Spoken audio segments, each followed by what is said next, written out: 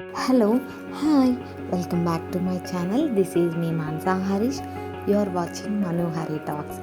ఈరోజు నా పూజా మందిరంలోని ప్రతిమలను ఎలా శుభ్రం చేస్తాను, అలానే పూజా మందిరాన్ని ఎప్పుడు శుభ్రం చేస్తాను అనేది ఈ వీడియోలో మీతో నేను షేర్ చేసుకుంటాను. ప్రతీ నెల అమావాస్య రోజున పూజా మందిరాన్ని శుభ్రం చేసుకుంటాం. అలానే దేవతా ప్రతిమలను ఈరోజే శుభ్రం చేసుకుంటాం. ప్రతి నెల అమావాస్య రోజు చేసే ఈ పూజా మందిరానికి ఒక పేరు ఉంది. దాని పేరు ఎలా వచ్చింది, దాన్ని ఏమంటారో మీరు వీడియో మొత్తం చూస్తే మీకు అర్థమవుతుంది. అలానే అమావాస్య రోజున ఎందుకు పూజా మందిరాన్ని శుభ్రం చేయాలి అనేదానికి ఒక కథ ఉంది. అయితే పూజా మందిరంలో ఉన్న దేవతా ప్రతిమలను నేను శుభ్రం చేసుకుంటూ నేను ఎలా శుభ్రం చేస్తున్నానో మీకు ఈ వీడియోలో చూపిస్తూ మనం ఇప్పుడు పూర్వం జరిగిన ఒక కథ కోసం నేను ఇప్పుడు చెప్తున్నాను. అయితే పూర్వం వరూపస్వామి సత్యవతి అనే దంపతులు ఉండేవారు. ఆ దంపతులకు చాలా కాలం వరకు పిల్లలు లేరు. అయితే ఎంతో తపస్సు చేసి ఎన్నో పూజలు, యజ్ఞాలు, హోమాలు తర్వాత ఒక కుమార్తె జన్మించింది. ఆ కుమార్తెకు చౌడేశ్వరి అని పేరు పెట్టుకుంటారు.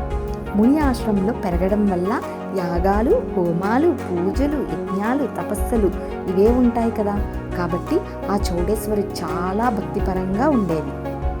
చాలా భక్తిగా చిన్నప్పటి నుంచి పెరుగుతూ ఉంది. అయితే ఆ అమ్మాయికి యుక్త వయసు వచ్చిన తర్వాత ఆమెకి పక్కనే ఉన్న వేరే ఆశ్రమంలో ఉన్న ఒక బ్రహ్మానందుడు అనే ఒక స్వామికి ఇచ్చి వివాహం చేస్తారు. అయితే అమ్మాయిని కాపురానికి వెళ్ళేటప్పుడు, అమ్మా, నీ భర్త భక్తిపారాయణుడు, ఆయన చేసిన తపస్సుకి ఎటువంటి విజ్ఞానాలు కల్పించకుండా ఆయనతో పాటు నీవు కూడా భక్తి మార్గంలో నడుస్తూ నీ జీవితాన్ని సార్థకం చేసుకోవాలని తల్లిదండ్రులు చెప్తారు. అలాగే అని తల్లిదండ్రులకి నమస్కారం చేసి ఈ అమ్మాయి బ్రహ్మానందుడితో కలిసి వేరే ఆశ్రమానికి వెళ్ళిపోతుంది. ఇక తల్లిదండ్రులు చెప్పిన మాటలు విని అదే వేదవాక్కుగా తీసుకుని ఉదయం పర్ణశాల మొత్తం అంతా శుభ్రం చేసి, మందిరాన్ని శుభ్రం చేసి, రోజు దేవతా ప్రతిమలను శుభ్రం చేసి అలంకరిస్తూ రోజుకొక దేవతా ప్రతిమలు అంటే రోజుకొక దేవత, సోమవారం శివుడికి, మంగళవారం సుబ్రహ్మణ్యుడికి, ఆదివారం సూర్యభగవానుడికి, బుధవారం ఇలా రోజుకొక అంటే ప్రతిరోజు రోజుకొక దేవునికి చెప్పి ఇట్లా ప్రతిరోజు విపరీతమైన భక్తితో పూజిస్తుంది. అలానే దేవతా ప్రతిమలను రోజు చేసేది.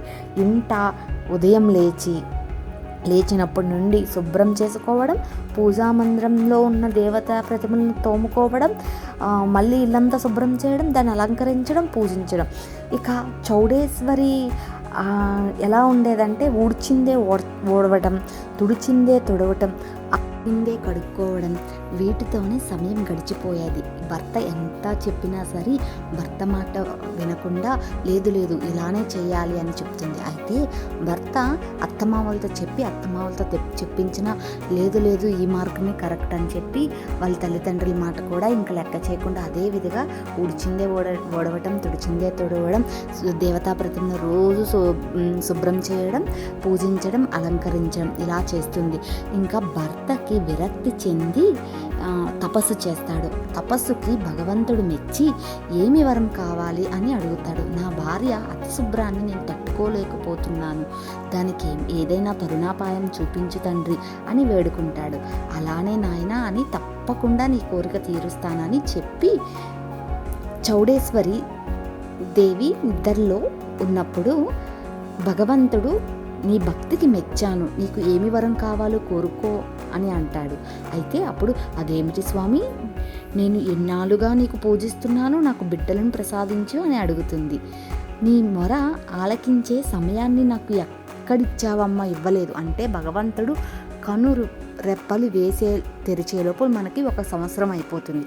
అంటే చౌడేశ్వరి ప్రతిరోజు వాటిని కదపడం, శుభ్రం చేయడం, పెట్టడం ఇట్లోనే ఉంటుంది.